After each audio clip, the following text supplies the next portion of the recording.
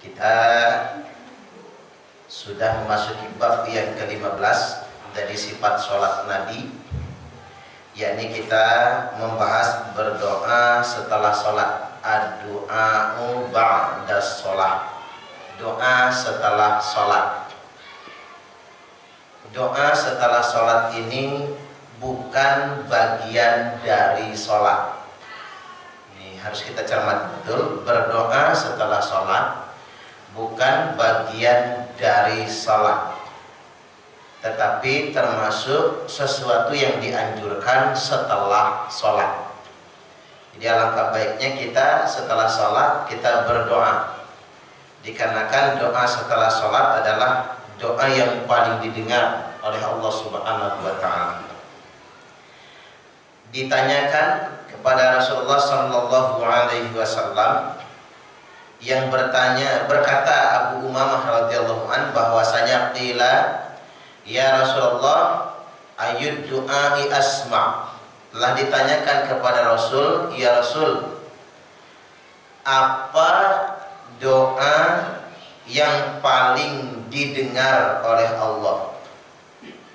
Kata Nabi, diantaranya doa yang paling didengar adalah jaufal lailil akhir, di penghujung malam, di sepertiga malam yang terakhir. Wa duburos shalawatil maktubat, dan di belakang salat fardu 5 waktu. Jadi di jauhnya malam, jadi di ujung malam, di akhir malam, kita nyebutnya di sepertiga malam terakhir. Waktu paling tepat itu Bapak Ibu yang disebutkan dalam Al-Quran, wal mustaghfirina bil ashar, orang-orang yang minta ampun di waktu sahur. Di waktu berdoa paling mustajab itu adalah di waktu sahur itu, dimulai durasi jam 3 sampai adzan subuh. Waktu doa yang paling mustajab. Tapi jangan langsung berdoa, Pak. Kita mesti dahului dengan sholat sunnah terlebih dahulu, dengan sholat tahajud, witir dan lain sebagainya. Dan waktu mustajab yang didengar kedua adalah setelah sholat fardu 5 waktu. Maka usahakanlah berdoa, terutama doa untuk kedua orang tua. Percayalah Bapak Ibu, kalau orang tua sudah meninggal dunia, Pak, doa kita itu nyampe. Jangan-jangan kalau kita nggak pernah berdoa, orang tua juga bertanya-tanya di kubur, mana anak gua ini, mana cucu saya. Padahal harta warisan banyak betul ditinggalkan, tapi gara-gara sibuk ngurusin harta lupa mendoakan orang tua. Ini momennya itu ba'da sholat, kita mendoakan orang tua, apalagi yang sudah wafat meninggal dunia. Karena ada hadis dari Umar bin Khattab radhiyallahu an bahwasanya Nabi sallallahu alaihi wasallam bersabda, ad-du'a'u was-shadaqatu hadiyatan ilal mauta. Hadiah untuk orang mati itu adalah satu doa, selalu mendoakannya. 2 sedekah, bersedekah yang pahalanya untuknya. Jadi doa buat orang mati ini tidak terlepas buat anaknya saja, Pak, tidak terbatas kepada anaknya saja. Siapapun diperkenankan mendoakan orang mati, dan doa itu atas izin Allah sampai manfaatnya untuk orang yang wafat meninggal dunia. Jadi hadis tentang keutamaan berdoa setelah sholat ini tercantum dalam kitab Sunan At-Tirmidzi di nomor urut hadis 3494, dan kitab Sunan ini sudah ditasheh ulang, tercantum di Sahih Tirmidzi nomor 2782, atau tercantum dalam kitab Riyadhus Shalihin karya Imam Nawawi nomor urut hadis 1500. Lantas kemudian mengenai lafaz doanya, sebisa mungkin gunakanlah doa-doa yang ma'thur. Apa yang ma'thur itu? Yang tercantum dalam Quran maupun hadis. Doa yang ma'thur, Pak. Tapi kalau nggak hafal doa yang ma'thur, boleh berdoa pakai bahasa Indonesia.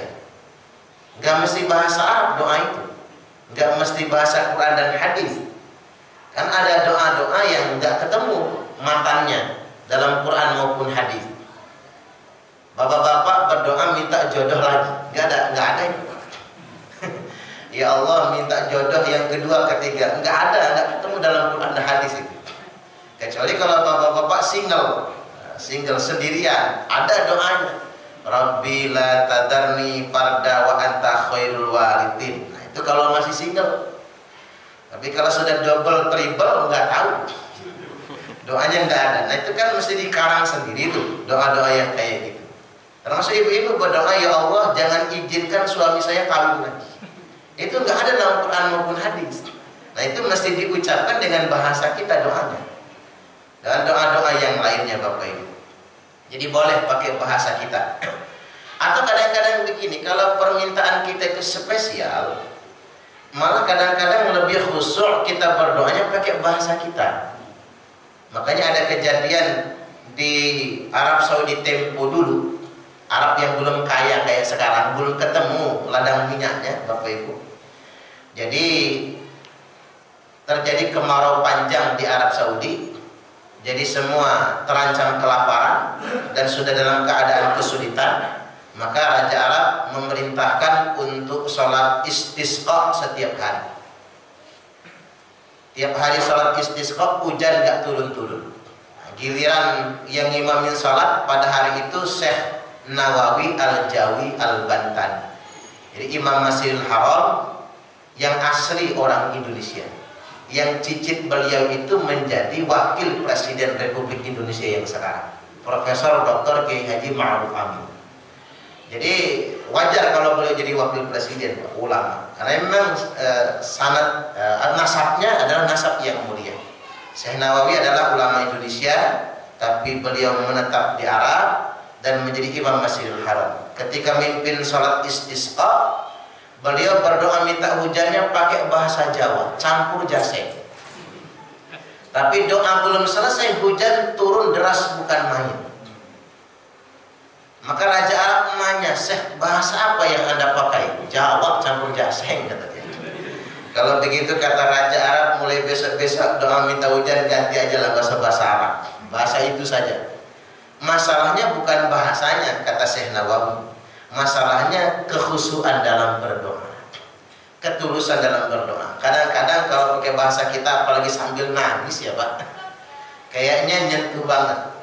Makanya ada pusat-pusat di Indonesia menggunakan metode muhasabah dalam berdakwah, kayak AA gini. Jadi kalau dia berdoa muhasabah nggak pakai bahasa Arab, pakai bahasa Indonesia. Walaupun doanya lama, orang senang dan orang berguguran air mata. Yang tadinya masih bergelimang dengan kesombongan, jadi luluh hatinya, jadi tawadu. Yang masih cinta dunia jadi tidak cinta dunia. Coba kalau AA gini itu doanya pakai bahasa Arab, nguap semua orang Pak, karena nggak tahu artinya gitu. Kadang-kadang doa pakai bahasa kita itu akan lebih baik Bapak Ibu. Kadang-kadang. Makanya saya ditanya, ada nggak doa yang bid'ah? Nggak ada. Nggak ada mantan doa yang bid'ah. Tapi ada doa yang terlarang. Contoh begini, ya Allah, Kau tahu yang ku mau. Nggak boleh itu. Itu ngelunjak namanya. Kata Allah, malas amat orang sakit. Enggak, Allah kabulkan. Atau doa ngancem, ya Allah, selama ini aku rajin sholat menyembahmu, tapi rezekiku seret. Kalau mulai hari ini rezekiku masih seret juga, berhenti saya sholat. Ngancam. Itu nggak boleh juga Pak. Jadi berdoa itu nggak boleh juga insyikta. Kalau engkau mau, karena ada sahabat berdoa, kalau engkau berkehendak, nggak boleh kata Nabi. Jadi nggak boleh ngomong insyikta. Kalau engkau berkehendak, ya Allah berikan kami mobil, karena kami kalau kemana-mana kehujanan. Kalau boleh, kalau nggak boleh ya juga nggak apa-apa. Nggak boleh kayak gitu Pak. Itu kata Allah melunjak itu namanya. Minta saja sama Allah. Lalu sahabat bertanya, idan nuktir ya Rasulullah, kalau begitu banyak-banyak aja minta ya Rasulullah. Nabi menjawab, Allahu Akbar. Allah itu maha banyak karunia-Nya. Allah maha kaya. Jadi kalau mau minta, mintalah diperbanyak sama Allah.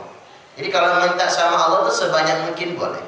Boleh meminta perkara dunia, boleh meminta perkara akhirat. Kan sudah dikasih rumusnya, Rabbana atina fid dunya hasanah Boleh minta perkara dunia tapi yang baik-baik.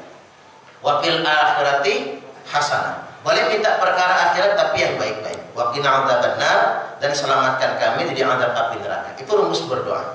Jadi 3 komponen itu entah apapun bahasanya harus mencakup itu. Minta karunia dunia, minta karunia akhirat, dan minta diselamatkan dari azab api neraka atau dimasukkan ke dalam surga. Saya lanjutkan Bapak Ibu. Disunahkan mengangkat tangan dalam berdoa. Sunnah hukumnya mengangkat tangan dalam berdoa. Diriwayatkan dari Salman radhiyallahu an, beliau berkata, "Inna rabbakum tabaraka wa ta'ala." Sesungguhnya Rabb kalian yang maha suci lagi maha tinggi, hayyun karimun. Allah itu pemalu. Jadi Allah itu pemalu lagi mulia sekali. Jadi ada sifat malunya. Malu sekaligus mulia.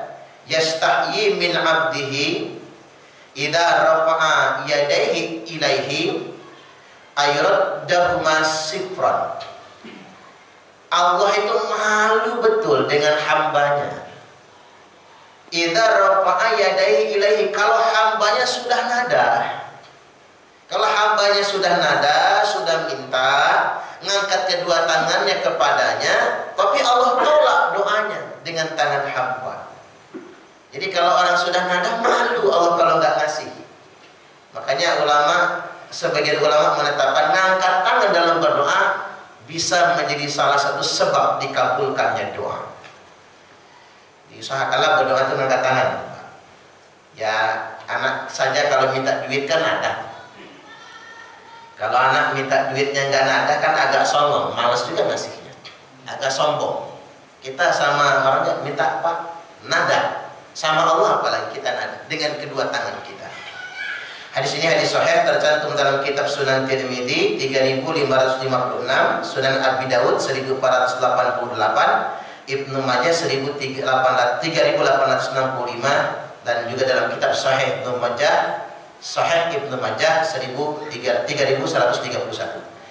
Selanjutnya dari Aisyah Ummul Mukminin radhiyallahu anha, beliau menceritakan karena Rasulullah sallallahu alaihi wasallam yarfa'u yadayhi yad'u hatta asma'. Bahwasanya Rasul itu mengangkat tangannya dalam berdoa sampai-sampai terdengar doanya. Di Aisyah ini nguping Nabi berdoa dan Nabi ngangkat tangan. Yang terdengar itu kalimat yang terdengar oleh Aisyah itu, Allahumma innama ana basyarun fala tu'aqibni. Ya Allah, sesungguhnya saya cuma manusia biasa, kata Nabi, maka janganlah engkau hukum saya.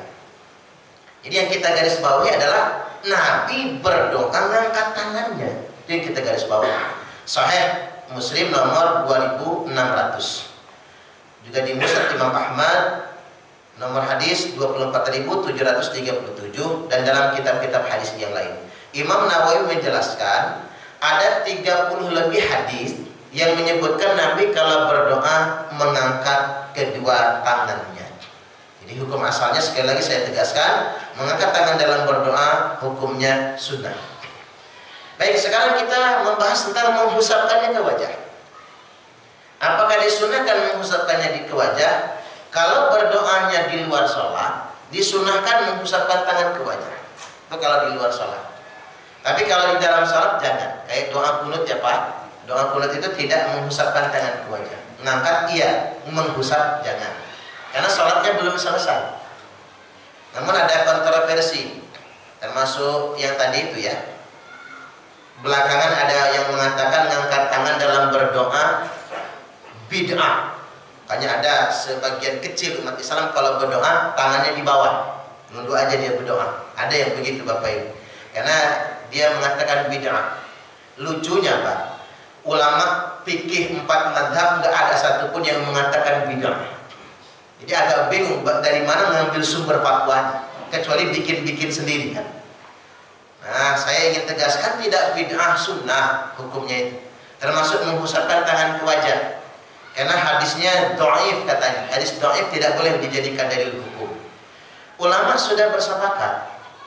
Hadis tentang menghusapkan tangan ke wajah hukumnya hasan bisa wahid, kedudukan hadisnya. Karena ada 3 hadis yang saling menguatkan tentang perkara itu. Jadi kalau yang tidak mengamalkan ya juga tidak apa-apa. Yang penting angkat tangannya itu kan sahih hadisnya tuh. Disepakati ulama tentang sunnah angkat tangan. Kalau nggak mengusap tangan ke wajah tidak jadi masalah. Tetapi bagi yang mengusapkan tangan ke wajah jangan menjadi kaku, karena jumhur ulama, nggak usah jadi takut ya Pak, maksudnya jumhur ulama menetapkan sunnah hukumnya mengangkat tangan ke wajah, mengusapkan tangan ke wajah itu. Baik, kita baca 3 hadis yang dimaksud. Hadis pertama dari Abdullah bin Umar radhiyallahu anhu. Beliau berkata, karena Rasulullah sallallahu alaihi wasallam idza rafa'a yadayhi fi du'ai lam yaquttahuma hatta yamsaha bihima wajha. Bahwasanya Nabi sallallahu alaihi wasallam apabila mengangkat kedua tangannya di dalam doanya, beliau tidak akan menurunkan tangannya hatta yamsaha bihima wajha, sehingga beliau menghusap dengan kedua tangannya ke wajahnya, atau menghusap wajahnya dengan kedua tangannya. Hadis ini hadis riwayat Imam At-Tirmidzi, nomor hadis 3386. Selanjutnya hadis kedua dari Abdullah bin Abbas radhiyallahu anhu, "Idza da'watallaha fad'u bi batini kafaika." Apabila engkau berdoa kepada Allah, kata Nabi, berdoalah dengan perut telapak tanganmu. Kalau mau minta, mintalah dengan perut telapak tangan. Wala tad'u bi dhuhurihima. Jangan berdoa dengan punggungnya, jangan minta dengan punggungnya. Fa idza faragta, kalau engkau selesai berdoa, famsah bihima wajhaka. Husaplah dengan kedua telapak tanganmu wajahmu, kata Nabi. Sunan Abi Dawud 1485, Sunan Ibnu Majah 3866. Selanjutnya dari Yazid, ini 3 hadis langsung nih Pak, dari jalur periwayatan berbeda. Yazid radhiyallahu anhu dia berkata, "An Nabi sallallahu alaihi wasallam kana idza da'a farafa'a yadihi masaha wajhahu biyadihi." Nabi itu apabila berdoa, farafa'a yadihi, ngangkat kedua tangannya, masaha wajhahu, kemudian menghusap wajahnya, biyadihi, dengan kedua telapak tangannya. Abu Dawud 1492, Musnad Imam Ahmad 17483. Maka ulama menyepakati hadisnya hasan bisawahid, menjadi dalil hukumnya. Sedemikian Pak. Cuman saya rekomendasi aja Pak, musul sama kita-kita ini hati-hati belajar agama di media sosial. Karena siapa yang ngomong hadis itu sahih atau dhaif bukan kapasitasnya. Kita nggak tahu, taunya nama ulamanya ke Arab-Araban. Agak susah karena nyari ulama itu Syekh Suparman, agak susah. Agak susah Pak. Dan namanya nggak ke Arab-Araban. Jadi saya ini kalau mau ngaku Syekh itu udah nggak laku gitu. Tapi kalau ngaku Superman bisa saya. Jadi ngaku idolanya anak-anak bisa. Tapi walaupun namanya ke Arab-Araban, maksud saya, namanya Syekh, ya tetap saja kapasitas dia apa, ahli fikih atau ahli hadis. Kemampuan hadisnya sampai di mana? Harus segitunya. Kita harus seteliti itu. Kalau kita nyebutnya sudah Ibnu Majah, Abu Dawud, udah jelas itu ahli hadis yang diakui oleh semua ulama. Jadi misalnya mulai Imam Bukhari, Imam Muslim, At-Tirmidzi, An-Nasa'i, Abu Dawud, Ibnu Majah, apa dari Musnad Imam Ahmad atau Sunan Ad-Darimi, kitab Muwatta dan lain sebagainya, silakan. Jelas itu dari ahli hadis. Misalnya Ibnu Khuzaimah, Ibnu Hibban, kemudian Ad-Darqutni, Imam Al-Baihaqi, silakan. Itu ahli hadis semua. Selain itu bukan. Cuman saya heran, ya mohon maaf, di media sosial itu justru yang laku Al-Albani. Disahihkan oleh Al-Albani, didoakan oleh Al-Albani. Emang Al-Albani siapa? Ahli hadis bukan, pakar fikih juga bukan, mujtahid juga bukan. Tapi semua sudah bergantung kepada beliau. Itu kebohongan sejarah menurut saya. Itu kebohongan ilmiah. Didoakan oleh Al-Albani kemudian jadi bid'ah. Coba lihat di media sosial, hampir semua artikel itu didoakan oleh Al-Albani, bid'ah ujung-ujungnya. Karena Al-Albani itu baru meninggal tahun 1999 kemarin. Sejaman sama kita. Saya masih mempanan kalau dikatakan disahihkan oleh Kiai Haji Hasyim Asy'ari. Saya masih mau ikutnya. Orang 1 abad yang lalu disahihkan oleh Kiai Haji Ahmad Dahlan masih mending. Al-Albani tidak diakui, ya diakui oleh kalangannya saja. Tapi ngambil pendapat beliau sebagai nasihat boleh. Cuman menurut saya nggak laku lagi Imam Bukhari, nggak laku lagi Imam Muslim itu. Imam Ahmad nggak laku lagi, karena kalau sudah didoakan Al-Albani doa aja, bid'ah saja sudah. Jadi pendapat-pendapat ulama nggak dipakai lagi. Nanti alasannya begini, jangan taklid buta sama ulama. Itu sama saja taklid buta juga sama Al-Albani. Jadi kita secara ilmiah boleh mengikuti pandangan intelektual ulama atau ustadz, boleh saja. Misalnya kita senang banget tuh sama Ustadz Abdul Somad, kita mengikuti pandangan intelektualnya. Yang jangan tuh begini Pak, pandangan Ustadz Abdul Somad yang membatalkan fatwa ulama terdahulu, lalu kita ikuti, itu jangan. Dan saya lihat memang beliau tidak pernah kan membatalkan fatwa-fatwa ulama terdahulu kala, baik dalam bidang hadis maupun dalam bidang fikih. Yang benar ulama zaman sekarang itu menurut saya mengkomparasikan atau setidak-tidaknya menyampaikan ini ada perbedaan pendapat. Silakan mau diikuti yang mana. Mending kayak gitu modelnya. Ini penting sekali lagi karena urusan mengusapkan tangan ke wajah ini. Dulu pernah kejadian tragedi di Mesir. Saya baca di karya Syekh Abu Bakar Jabir Al-Jazairi, pernah kejadian di Mesir tentang mengangkat tangan dan mengusapkan tangan ke wajah sampai berantem dalam masjid itu. Tapi Mesir zaman dulu sama sekarang nggak ada lagi Pak, udah matang-matang gitu ya. Jadi sampai kejadian begitu, karena ada yang mengharamkan, ada yang membid'ahkan, sampai segitunya. Nah, kembali kepada kita semua tadi, selektif kita, sumbernya mana? Kalau hadis ini sahih, yang mensahihkan siapa? Kalau ini fatwa hukum siapa? Dari madhab yang mana? Makanya selalu kita dianjurkan untuk bermadhab. Apa tujuannya? Itu bentuk pertanggungjawaban intelektual. Saya ngambil pendapat ini dari madhab ini.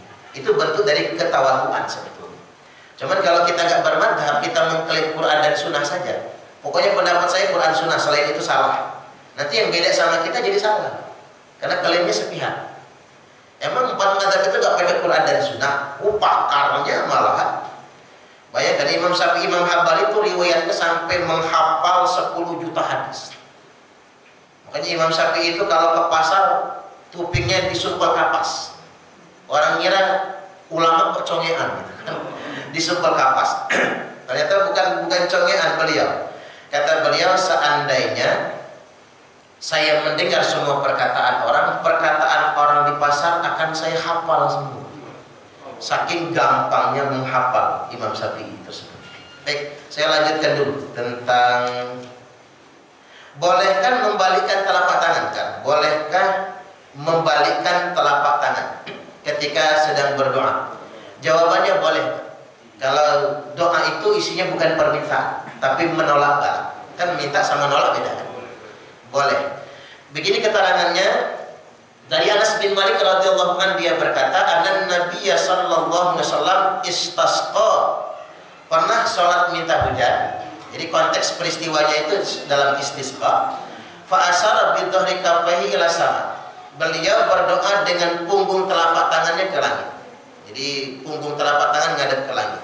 Sahih Muslim nomor 896, Sunan Abi Daud 1171 dan dalam kitab-kitab hadis yang lainnya.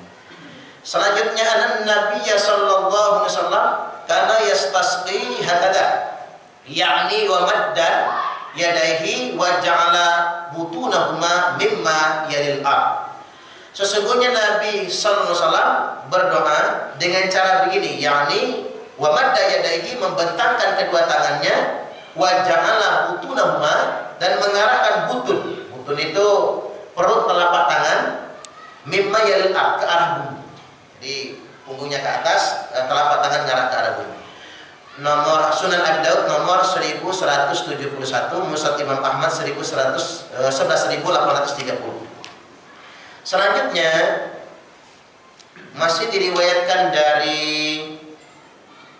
Anas bin Malik juga, ra'aitu Rasulullah sallallahu alaihi wasallam yad'u hakada. Aku melihat beliau Rasul berdoa dengan cara begini, bibatini kafaihi, dengan telapak tangan, dengan perut telapak tangan ke atas, wa dhahirihima, dan dengan punggung telapak tangan dibalikkan. Sunan Abi Daud 1487 dan Musnad Imam Ahmad 11.830. Nah, tentang hadis-hadis ini Imam Nawawi kemudian menjelaskan wa qala jama'atun min ashabina, telah berpendapat jama'atun, sekelompok dari sahabat-sahabat kami. Jadi kalau Imam Nawawi mengatakan min ashabina, berarti ulama kalangan madhab Syafi'i. Nah, karena gaya bahasanya Imam Nawawi, karena beliau adalah mujtahid madhab Syafi'i.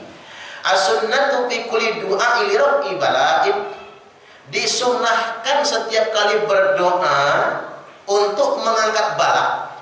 Untuk mengangkat bala al-qahti wa nahwi, seperti kemarau dan bencana-bencana yang lainnya. Ayyar fa'ayadaihi, hendaklah mengangkat kedua tangan, wa yaj'al dhahra kaffaihi ila sama, dan mengarahkan punggung tangan ke arah langit. Wa idza da'a li su'ali syai'in wa tahsilihi ja'ala batna kaffaihi ila sama, dan apabila minta, doanya isinya permintaan agar diberikan sesuatu, maka perut telapak tangannya ke arah langit. Jadi yang demikian ini bersifat longgar. Kalau nolak sesuatu punggungnya ke langit, telapak ke bawah. Tapi kalau minta sesuatu, telapaknya ke langit. Syarah Sahih Muslim di juz yang ketiga halaman 300. Baik, satu lagi ya Pak. Satu lagi. Adakah larangan mengangkat tangan dalam sholat? Ini sebab mengapa ada larangan ya Pak. Saya luruskan dari nasnya. Karena Nabi sallallahu alaihi wasallam la yarfa'u yadayhi fi shay'in min du'aihi illa fil istisqa. Bahwasanya Nabi sallallahu alaihi wasallam tidak mengangkat kedua tangannya dalam sesuatu dari doanya illa fil istisqa, kecuali dalam doa minta hujan saja. Inilah yang jadi alasan mengapa pernah ada pendapat bid'ah ngangkat tangan dalam berdoa. Jadi kalau doa nggak usah ngangkat tangan kecuali dalam sholat minta hujan. Tapi yang saya herankan dulu begini Pak, ketika saya dapat klaim bid'ah masih di kampus, tapi kok saya nggak dapat fatwanya dari Imam Hanafi, Imam Malik, Imam Syafi'i, dan Imam Hambali yang melarang ngangkat tangan dalam berdoa. Begitu diteliti ternyata ini sifat khusus dalam berdoa. Wa innahu, terpotong kan baca hadisnya. Wa innahu yarfa'u hatta yura bayadu ibtai. Nabi itu kalau doa minta hujan, mengangkat kedua tangannya sangat tinggi, tinggi begini, raf'an baligha, ngangkatnya sangat tinggi, hatta yura, sampai kelihatan putih ketiaknya. Ternyata yang dikatakan oleh hadis itu, Nabi itu nggak ngangkat tangan begini kecuali dalam sholat minta hujan saja. Sedangkan dalam doa-doa yang lain tetap berdoa dengan tangan dihadapkan ke wajah atau di depan dada kita. Itu maksudnya ada sifat raf'an baligha, berdoa yang diangkat sangat tinggi. Sahih Al-Bukhari 1031, Sahih Muslim 895. Karena pernah saya ngisi ceramah orang menikah di kawasan Jati Agung. Jadi saya agak tersungging Pak, agak nggak enak hati gitu. Karena saya berdoa, kok saya lihat itu ngintip ke depan begitu undangan, kok separuh lebih, mungkin separuh lah. Orang nggak ngangkat tangan dalam berdoa. Jadi saya merasa tidak berkenan di hati. Saya nanya lah sama Sohibul Hajah, Pak Bu, kata saya di sini banyak aliran apa? Emang aliran apa Ustaz? Enggak, itu kok separuh jamaah itu waktu saya doa enggak ngangkat tangan. Oh, itu agamanya Nasrani Ustaz. Oh, astagfirullahaladzim. Wajar mereka enggak ngangkat tangan. Artinya Pak, kalau kita doa enggak ngangkat tangan, apa bedanya kan? Sama yang kayak gitu. Mereka enggak ngangkat tangan, kita berdoa wajar, karena mereka sebagai agama punya syariat sendiri. Kita berdoa pakai syariat Islam, dia punya syariatnya sendiri. Artinya sedemikian dulu Pak. Baik, kita buka sesi tanya jawab. Saya persilakan. Pertanyaannya bebas. Silakan.